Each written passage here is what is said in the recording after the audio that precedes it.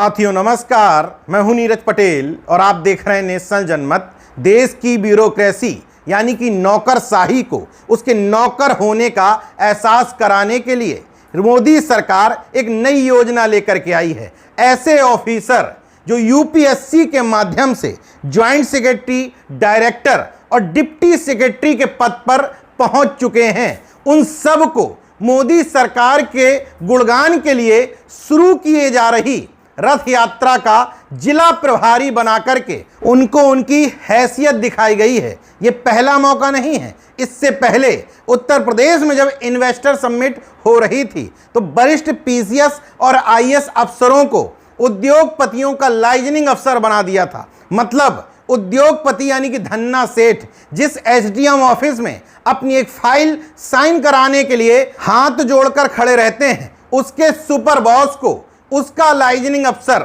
मतलब एयरपोर्ट से रिसीव करो, होटल के कमरे में छोड़ो और कमरे के बाहर हाथ जोड़ करके खड़े रहो। साहब कुछ चाहिए हो तो हमें बताइएगा, क्योंकि योगी सरकार ने हमें आपका लाइजनिंग अफसर बनाया है। और इस बार तो हद ही कर दी।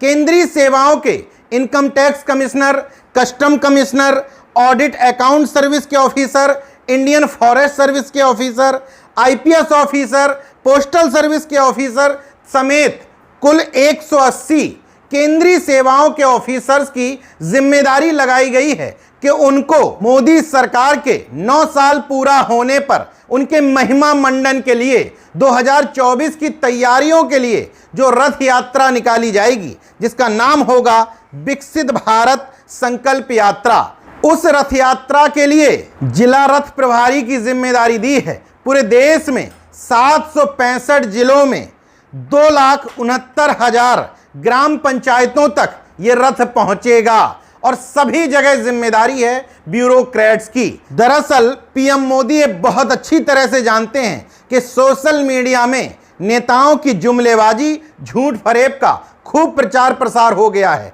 इसलिए इस एक तीर से 3 निशाने साधे जा रहे हैं।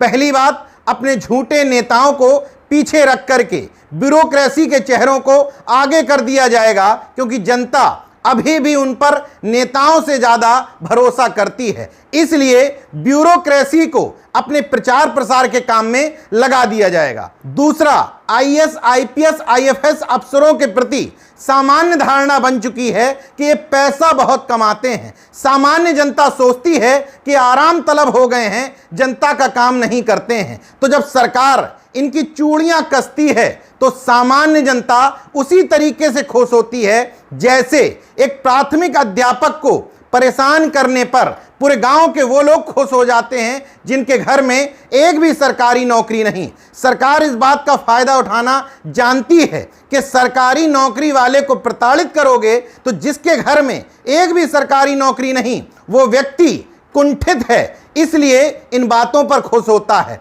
तो इस एक तीर से 2 निशाने सध जाएंगे। ब्यूरोक्रेसी से प्रचार प्रसार भी करवा लेंगे, सामान्य जनता में यह भी दिखा देंगे कि हम नौकरशाहों को नौकर बना के रखते हैं। और तीसरा सबसे बड़ा फायदा, ब्यूरोक्रेसी का मोरल और कॉन्फिडेंस डाउन होगा। वैसे तो ज्यादातर ब्यूरोक्रेट्स शरणागत हैं, सर झुका करके साइन करने में भरोसा रखते हैं, माल किनारे कर लेते हैं। लेकिन ब्यूरोक्रेसी में आज भी ऐसे लोग बचे हैं जिनकी रीढ़ की हड्डी सीधी है, उन्हीं के दम पर यह सिस्टम काम कर रहा है। सरकारों का मकसद ऐसे ही ब्यूरोक्रेट्स की ड्यूटी लगा करके उनकी रीढ़ की हड्डी झुकाने की है, ताकि तानाशाह के सामने न सवाल कर सकें, ना ही किसी फाइल को गलत होने के बावजूद रोक सकें।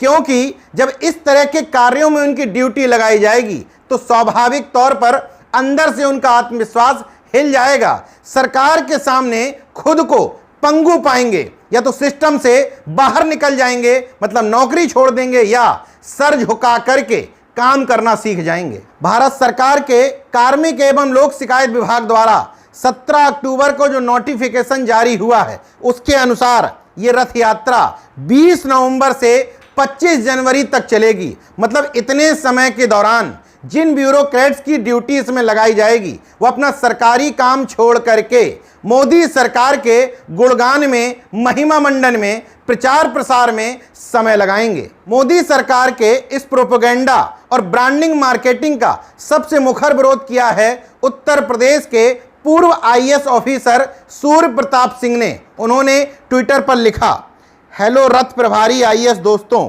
सभी आईएएस को बधाई। अब आप कलेक्टर कमिश्नर नहीं, रथ प्रभारी बनेंगे।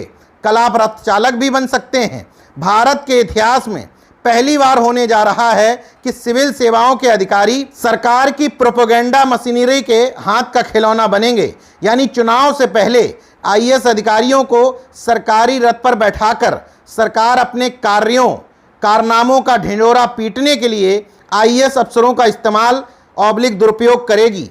क्योंकि नेताओं के झूठ से तो अब जनता ऊब चुकी है। शायद आईएएस के मुंह बुलवाई गई झूठी बातों पर जनता विश्वास कर ले। आईएएस प्रजाति के दोस्तों सावधान, अभी आप रथ प्रभारी बने हैं, कल आप बूथ प्रभारी भी बना दिए जाओगे। कुर्सी के लिए चाटुकारिता करते करते अब आपकी हैसियत यही रह गई है, भावी रथ चालक आईएएस महोदय। हालांकि अभी भी ब्यूरोक्रेसी में जिनका ज़मीर जिंदा है उन लोगों ने अंदर खाने विरोध करना शुरू कर दिया है, लेकिन ब्यूरोक्रेसी में बैठे बड़े बड़े चाटुकार घागों ने इस निर्णय की सराहना की है और प्रोत्साहित कर रहे हैं ब्यूरोक्रेसी के लोगों को कि इस काम के द्वारा आप सरकार की निगाह में आ जाएंगे। ये भूल रहे हैं कि यूपीएससी के द्वारा चयनित अभ्यर्थियों का बाद में मकसद कुछ भी हो जाए, लेकिन पहला मकसद देश और समाज की सेवा हुआ करता था या हुआ करता है। सिस्टम में आने के बाद दबाव में या निजी स्वार्थों में बदल जाएं, ये अलग बात है, लेकिन पहली बार ऐसा देखा जा रहा है कि सरकार अपने महिमा मंडन के लिए पार्टी कार्यकर्ताओं की तरह ब्यूरोक्रेसी के लोगों का इस्तेमाल कर रही है। हालांकि इसकी जिम्मेदार भी गुलाम चाटुकार ब्यूरोक्रेसी ही है। निश्चित तौर पर इस तरह की चाटुकारिता का आइडिया किसी ना किसी चाटुकार ब्यूरोक्रेट्स ने ही वहां बैठ करके दिया होगा, लेकिन देश के लोकतंत्र और सरकारी मशीनरी के लिए यह कतई उचित नहीं। देखते रहिए नेशन जनमत, जागरूक और सजग बने रहिए। जय विज्ञान, जय संविधान, जय लोकतंत्र। धन्यवाद।